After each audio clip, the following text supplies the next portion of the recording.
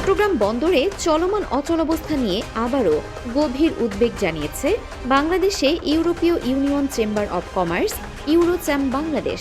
তাদের মতে এই পরিস্থিতির কারণে অর্থনৈতিক ক্ষতি ক্রমেই বাড়ছে এবং রপ্তানি কার্যক্রম ঝুঁকির মুখে পড়ছে। সেই সঙ্গে বাংলাদেশের সরবরাহ শৃঙ্খলের নির্ভরশীলতা নিয়ে আস্থা ক্ষুণ্ণ হচ্ছে। বিজ্ঞপ্তিতে বলা হয়েছে, বাংলাদেশের মোট আন্তর্জাতিক বাণিজ্যের ৯০% বেশি হয় চট্টগ্রাম বন্দর দিয়ে। এ বন্দর রপ্তানি নির্ভর শিল্পগুলোর প্রধান প্রবেশদ্বার। স্বাভাবিক সময়ে প্রতিদিন এই বন্দর দিয়ে প্রায় ২,০০০ থেকে ২,৫০০ রপ্তানি কন্টেইনার পরিবহন হয়। কিন্তু সম্প্রতি কাজ বন্ধ থাকায় বন্দরের কার্যক্রম প্রায় পুরোপুরি স্থবির হয়ে পড়েছে।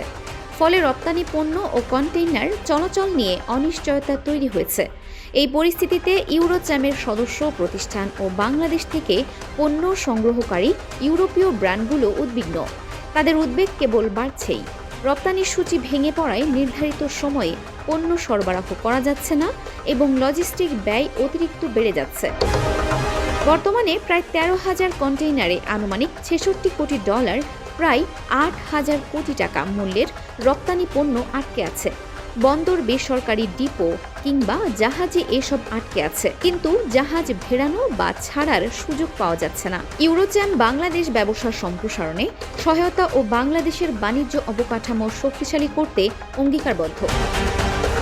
একই সঙ্গে তারা কর্তৃপক্ষ ও সংশ্লিষ্ট অংশীজনদের সঙ্গে গঠনমূলকভাবে সম্পৃক্ত হতে প্রস্তুত। লক্ষ্য হচ্ছে স্থিতিশীল, দক্ষ ও ভবিষ্যৎমুখী বন্দর ব্যবস্থা নিশ্চিত করা।